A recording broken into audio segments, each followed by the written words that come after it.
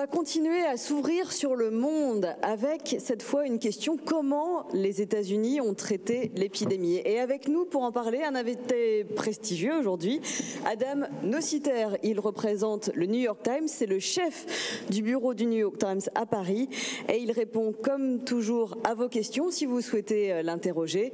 Et puis en attendant les vôtres, on va commencer par les miennes. Installez-vous.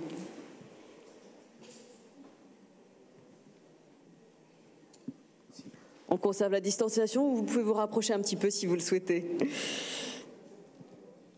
Alors, on va être très honnête, Adam Nociter. De New York, on ne vous a pas commandé énormément de papiers sur la manière dont la pandémie se passait en France. Je vois que vous avez une petite inquiétude sur votre micro, mais normalement ça marche tout seul. Ça marche. Je n'ai pas besoin de l'allumer. Voilà, vous pouvez parler dedans et ça devrait fonctionner. Oui, c'est exact. En fait, à chaque fois que on nous demandait des informations de la France sur l'épidémie, c'était toujours dans le contexte européen. Donc, on a fait beaucoup de papiers dans le journal sur ce qui se passait en Europe. Pas tellement sur la situation en France. Néanmoins, j'ai moi-même jeté un coup d'œil de temps en temps sur la situation française. Mais on a eu tendance, comme toujours à New York, d'essayer de placer la France dans le contexte européen. Et puis, avec 200 000 morts aux États-Unis, on peut aussi comprendre que pour le New York Times, c'était America First. C'était vu le nombre de décès une évidente priorité. Ça vous a pas empêché, quand vous avez traité la France, de faire un papier élogieux sur Emmanuel Macron et sur la manière dont le président français traitait l'épidémie? Et ça a été assez surprenant de vous lire. Pourquoi vous avez fait ça? Alors, je conteste le terme élogieux. C'est vrai que j'ai signalé que la France, par rapport aux autres pays, à ses voisins, sauf avec l'exception de l'Allemagne, bien sûr, la France a beaucoup mieux fait que la Grande-Bretagne, l'Italie, l'Espagne, la Belgique, etc., etc. J'ai tout simplement voulu démontrer que, à l'encontre de la tonalité des médias français, la France n'a pas fait si mal que ça. J'ai voulu, en se faisant, de sortir un peu du provincialisme que je trouve toujours une sorte qui taraude les médias français, et du nombrilisme français. C'est vrai que le fait que je n'ai pas critiqué Macron pour sa gestion m'a encouru les foudres de pas mal de lecteurs français qui me traitaient de porte-parole pour Macron, ce que je ne suis pas. J'ai fait plein de papiers sur Macron qui l'ont beaucoup déplu, et en fait, Macron ne nous a jamais accordé un entretien. Donc, c'était tout simplement pour mettre la chose en contexte.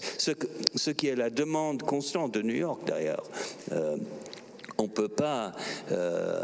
Ma mission n'est pas de rentrer dans le cadre franco-français. C'est toujours de mettre la chose française dans la perspective européenne, voire globale.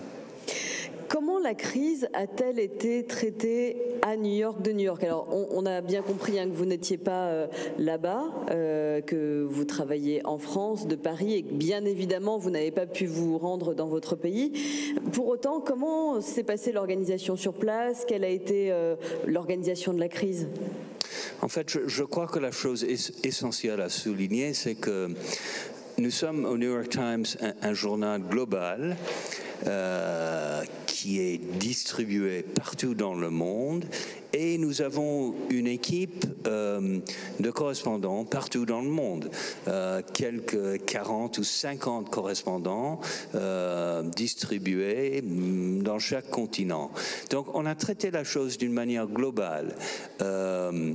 Et je crois que cela nous a aidé à mettre en perspective ce qui se passait dans chaque pays. On a commencé en Chine. Tout au début, on a envoyé plusieurs de nos journalistes du bureau de Pékin à Wuhan. Et donc, on était là au début. Et puis, les journalistes du New York Times étaient aussi les premiers à se faire virer de Chine. C'est vrai.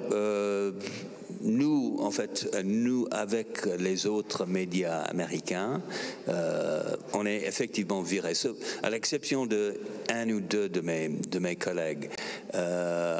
Notre couverture de la pandémie en Chine a fortement déplu aux autorités chinoises. On a essayé de donner voix, comme toujours, à ces voix dissidentes à Wuhan même, aux médecins qui sonnaient les signaux d'alarme. Et bien entendu, dans une société autoritaire, ça ne va pas. Le bureau de New York vous a également contraint à des mesures sanitaires drastiques, vous a interdit à vous tout déplacement. Oui, c'est vrai. Au début, c'était extrêmement frustrant pour nous autres correspondants en Europe et en France. On était extrêmement limités. Ils ont refusé, par exemple, que je fais le voyage de Marseille pour faire un papier sur Raoult, ce qu'on a fait par la suite, pas moi, mais un de mes collègues. J'ai voulu aller en Alsace, ils ont refusé.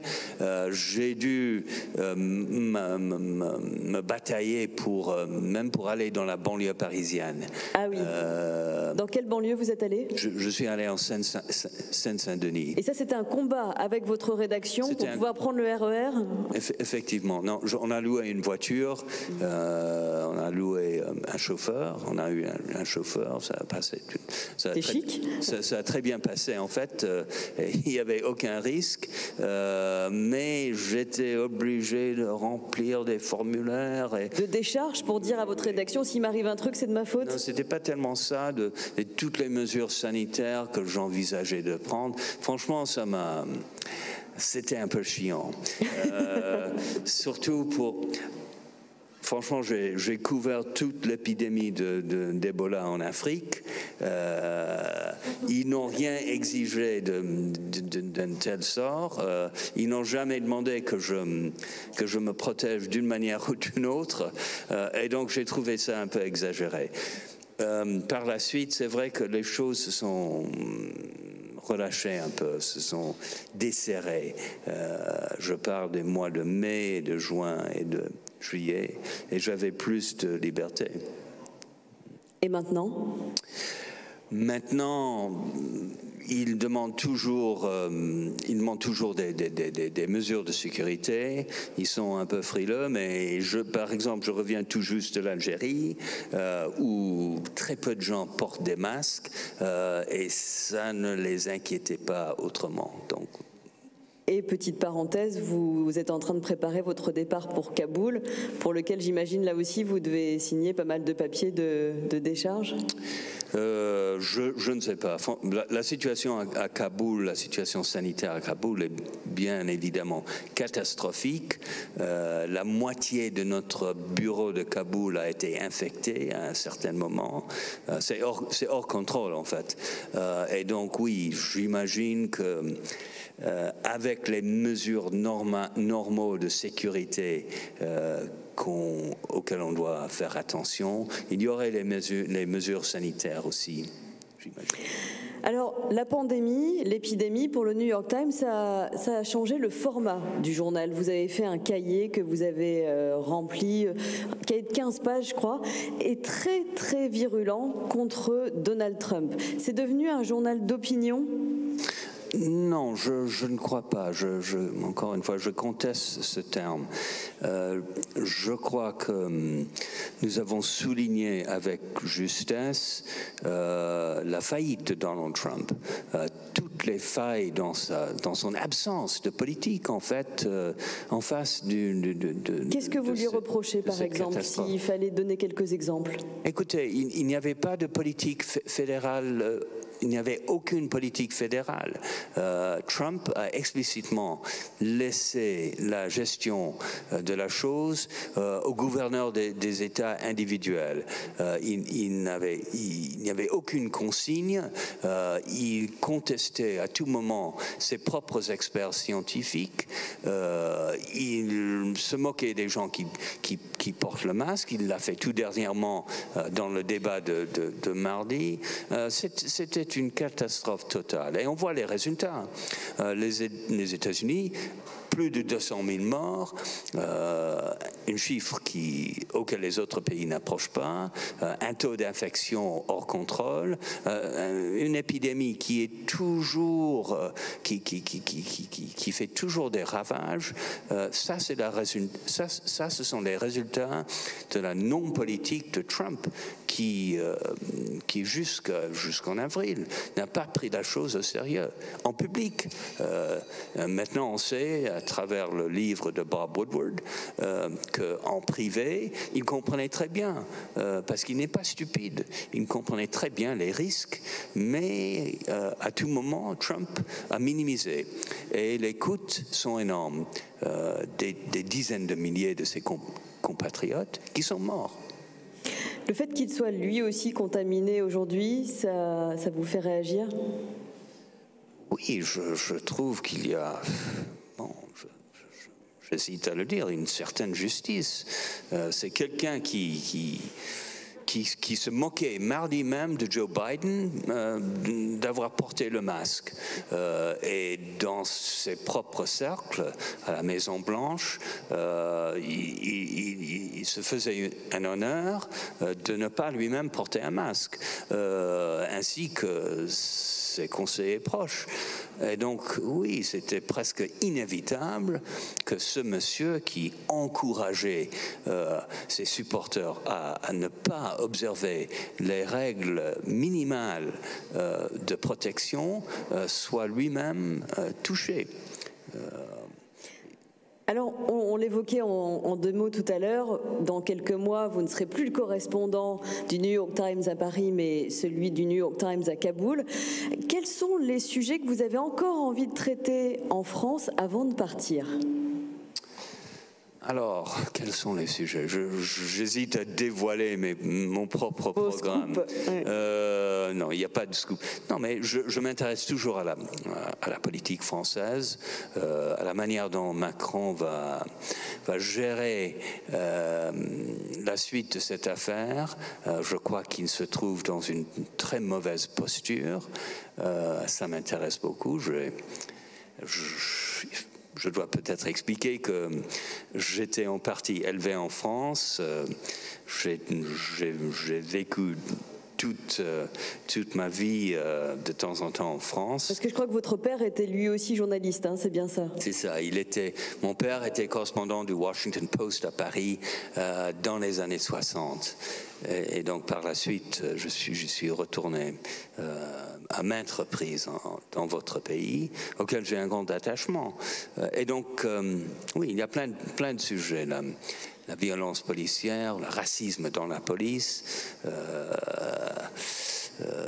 les agissements de M. Darmanin,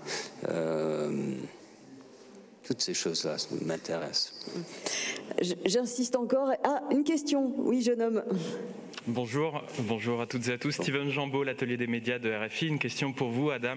Ces derniers mois, le bureau parisien du New York Times a sorti plusieurs scoops. Le terme, vous l'avez utilisé vous-même, mais là, je pense de tête à Gabriel Matzneff que vous avez rencontré. Je pense à l'affaire que vous avez sortie sur la mairie de Paris, Christophe Girard. Expliquez-nous, au-delà du fait que vous avez une super équipe et que vous bossez bien, pourquoi est-ce qu'on lit ça dans le New York Times et qu'on n'arrive pas à trouver ça dans les journaux français ? Bon, j'ai aucune consigne à faire sur cela, aucune explication pour cela. Ces papiers-là étaient rentrés dans l'intérêt, je dirais presque personnel, de mon collègue Nori Onishi dans le bureau. C'était son affaire à lui.